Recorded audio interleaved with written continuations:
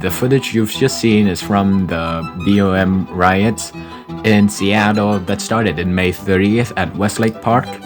BLM protests in Seattle started on May 29th. Demonstrators gathered at Hinghey Park in Seattle's Chinatown. The protester later marched downtown and had clashes with the Seattle's Police Department, SPD for short. The SPD employed AoE attacks such as tear gas to crowd control, and it was super effective against the protesters as they had not brought items to counteract the poison debuff that the tear gas inflicted. The next day, a large protest was organized at Westlake Park, which was the one we just saw, of which had thousands of participants. The protest then escalated to a riot. A lot of things happened, but the fun stuff that happened were two protesters won a gacha roll and found two AR-15 rifles in a police cruiser, and a child got maced in the face. The protest continued on to May 31st. Legalize nuclear bombs.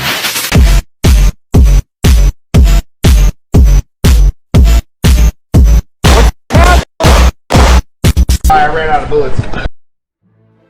Alright. Yes, the Capitol Hill Autonomous Zone isn't a IRL PUBG lobby. I just wanted to glorify violence. Alright? It's actually pretty safe if you're not a white passing bigot. The background footage is what Chaz is really like. It only turned into a free-for-all COD lobby during the last few days before the police dismantled it, but more on that later. The Capitol Hill Occupied Protest was an occupation protest and self-declared autonomous zone in Capitol Hill neighborhood of Seattle, Washington.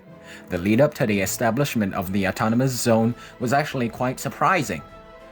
Basically, tensions were really high between the police and BLM protesters, as almost all BLM protests in Seattle had turned violent one way or the other. Like on June 2nd, where they marched down to the city hall to force the mayor to speak with the activists.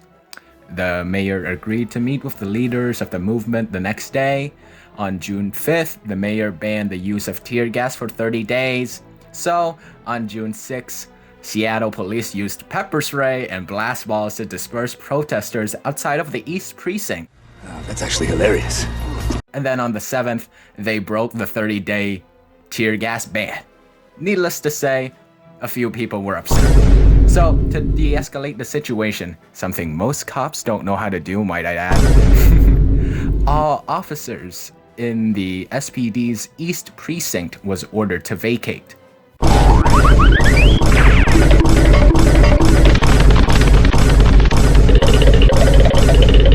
And then Chaz was established on the 8th of June. Chaz was a self-organized space without any official leadership, but they did manage to organize their demands towards the city.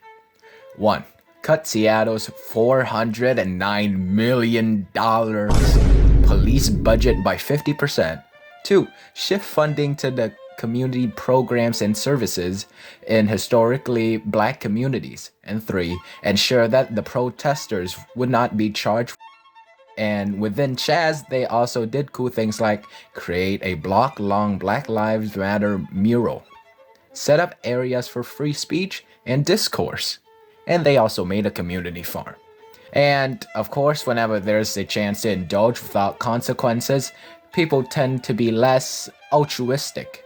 Local business owners have reported of parties consisting of masked protesters vandalizing and looting the area. Let's hope no 14 and 16-year-old boys get hurt. In the early morning of June 29th, a shooting left a 16-year-old boy dead and a 14-year-old boy in critical conditions. This is the fourth shooting that has happened inside of Chaz, and it led to the mayor issuing the SPD to clear the area of protesters and reclaimed its East Precinct station on the 1st of July. Legalize nuclear bombs.